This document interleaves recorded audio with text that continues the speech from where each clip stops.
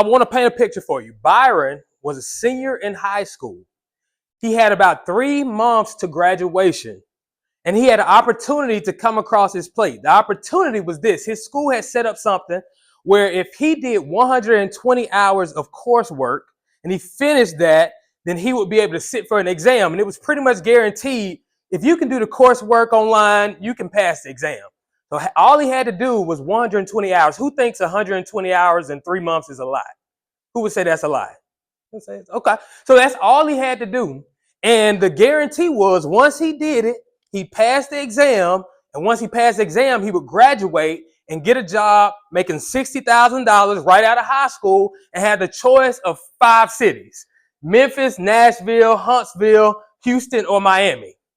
We got it. So that was what he had. Well, Byron, he took the initiative, he made that time, and he was able to accept that position. He chose Miami. Now, I want to break something down real quick. 120 hours, he had 3 months. How much is that a month? 120 hours, if he has 3 months, that's 120 divided by 3. How many hours is that a month? About 40, right? 40 a month. How many weeks are in a month? 7. What, about 4 days in a week, right? But in a month, we got about 4 weeks, right? So that's 40 hours. Divide that by 4 weeks. About 10, right? 10 hours. So how many hours did he need to spend on average a week in order to meet his deadline? 10. So remember, this was a program through his school. So his school had set 5 hours a week aside that he could spend. So that was 1 hour per day. If he did 5 hours during school, how much time did that leave him after school he had to make up? Good, 5. So that's, if we got 5 days in a week, how much time do he have to spend every night? Well, every night, because you got 5 left. So that's 1 per day. Is that a lot? It's not a whole lot to be guaranteed $60,000 after you graduate, get the choice of city. Now, that's what Byron did. Took advantage of it, set himself up really good. Now, let me tell you about the alter ego Byron, the other Byron. Y'all want to hear about the other Byron? The other Byron, so keep in mind, the job that Byron took was something he wanted to do. It was something he wanted to do. So the alter ego Byron, this is still something he wants to do. Same Byron, same scenario, but this Byron had some pushbacks. I don't know if I got an hour. Same scenario, hour a day at school, hour in the evening. Counselors told him, please just do it, Byron. This is what you need. Teachers, even some of Byron's friends. Now, what's interesting was Byron was a pretty good student. So he's a good student. He had already been accepted into schools, into college. So Byron decided, I'm not going to do it. I'm not going to take the opportunity. I'm just going to graduate. I'm going to go to school. But that's great. So this version of Byron graduated. What just so happened upon graduation, he knew he needed to move out. There were some issues that he was working out with his folks, and he needed to move out. So when Byron graduates, he also has to pick up a job, a full-time job, paying him $30,000, right? That's how much. That's about half of what he would have made. Everybody with me? $30,000. So he picks that job up. He still gets into school when the fall comes around, which works out for him, except Byron doesn't have full scholarship, so he has to take out a what? He has to take out a loan. Now Byron's paying for an apartment, a car note, expenses. He's got school, and he's making it, but sometimes he has to work overtime. What ends up happening is Byron does graduate because he's a good student. It takes Byron 5 years, right? 1 extra year because he couldn't take a full course load every semester. Y'all follow me? So here's the difference between the two Byrons, the result. The second Byron, after 5 years, graduates, he gets offered a job. Guess how much for? $60,000. 5 years later, $60,000. But guess what? He also has $100,000 of what? Debt. Student loan debt. So this version of Byron, still what he wants, still same career field, same type job, but he's making $60,000 after 5 years and got $100,000 of debt that he's going to have to pay back monthly. Now the other Byron, let me tell you what happened with him.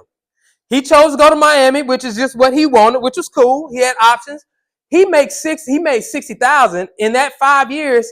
He got some raises, some promotions. He was making $90,000. That makes sense. He was making $90,000 after the 5 years.